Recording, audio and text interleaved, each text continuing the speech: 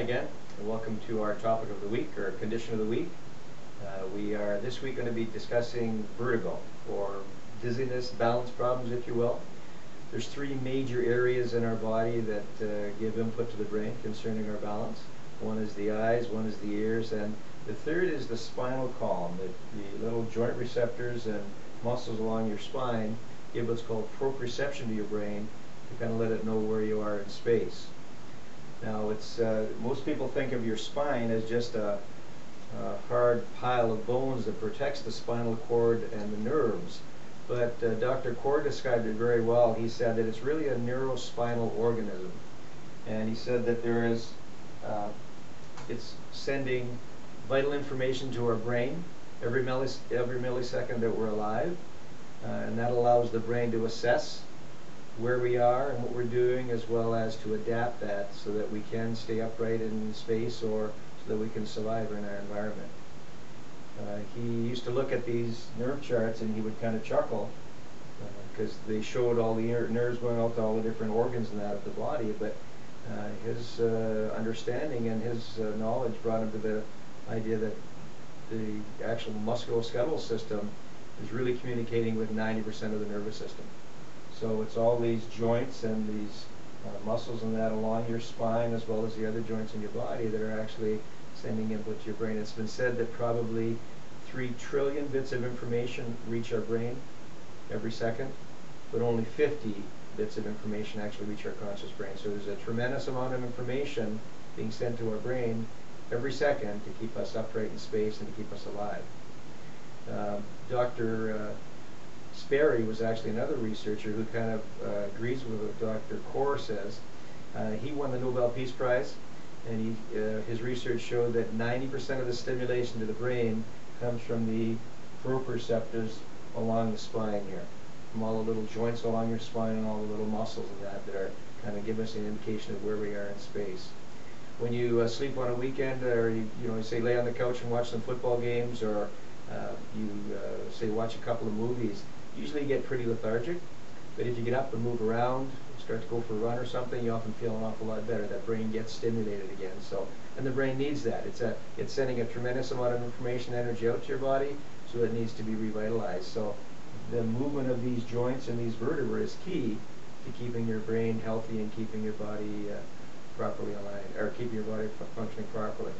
Now, what happens then is we have these traumas to our spine, and that can misalign these vertebrae and cause the aberrant input to your brain. The traumas can be, as we've talked about in other videos, can be the car accidents, the athletic injuries, the bad falls, work-related stuff, repetitive strain injuries, the postural issues with computers, or kids texting all day and with their head forward, the birth traumas that we talked about in our last video, where there's tremendous misalignment and damage to the upper part of the neck. By the way, the upper cervical spine is where the major control centers are for the balance mechanisms in our body. But when these areas in our spine get damaged, when these vertebrae get misaligned and out of position, they're not moving properly, and they're also sending, instead of sending proprioception or positive input to the brain to tell it where we are in space, it actually sends what's called nociceptive information. And nociceptive input is actually aberrant or wrong input. So when it goes up to these different levels of the brain, it can't assess the situation properly, and it can lead to problems with our balance, or it can actually lead to other health issues as well. So what we do as chiropractors, we assess the spine. In fact, one of our tests, actually, we take the eyes out of it, and we actually get the patient to walk with the arms in front. We try to get them to walk along as if they're on a balance beam with their eyes closed. And most patients at the beginning, if they are subluxated, can't even take that first step, because if there's miscommunication, if there's misalignment in your spine, so you're not getting the information from your joints in your body properly to your brain, then you just can't maintain your balance, can you? Whereas with the eyes open, if the police officer asks you to do it, you can do it a lot easier, because the eyes are giving a lot of information about where you are in space. What chiropractors do then is do gentle adjustments to try to reposition the vertebra to get them lined up properly, as well as get them moving properly. So now we have the proprioceptive, proper input going back to your brain, so your brain can make the proper assessment and adaptations for us so that we stand up and maintain our balance in space. Now another area that controls our balance is our ears. Now our ears have what are called semicircular canals, and they are situated at right angles to each other, and they are filled with fluid, and there are also little hairs or microvilli that line them, when the head moves in a certain direction, the fluid moves and it stimulates motion in those hairs, and they send a signal to the brain to let it know which way the head's moving or where we are in space.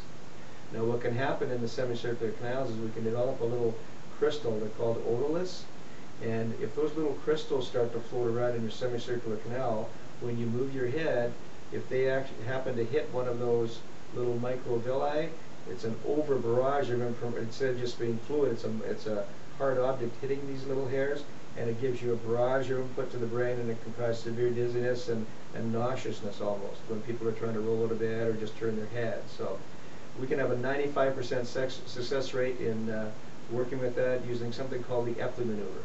And the Epley maneuver is where we try to just move the head through different positions and that, trying to get that little otolith to kind of find its way into a kind of a neutral part of the semicircular canal system called the utricle, and then it can affect the hairs. When the hair's moving around, it's not going to affect the stimulation to those microvilli.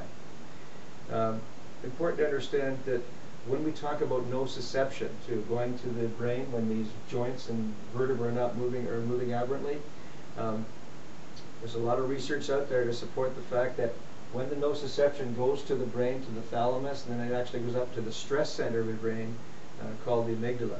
And when the amygdala is stimulated, it actually will start to stimulate the hypothalamus, which affects your pituitary gland, which will send out messages actually out to your adrenal gland as well, which can stimulate or cause that whole stress response to occur within our bodies, the fight or flight reaction, if you will.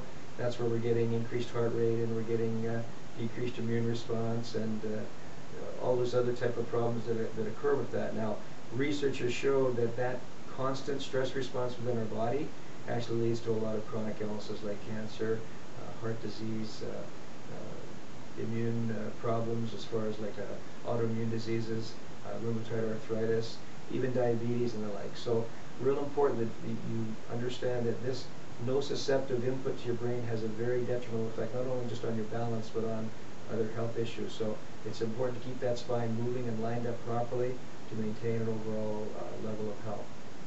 I hope you found this information helpful today. We ask you again to share this information on your social media with your family and friends. We'll be back next week with another condition of the week.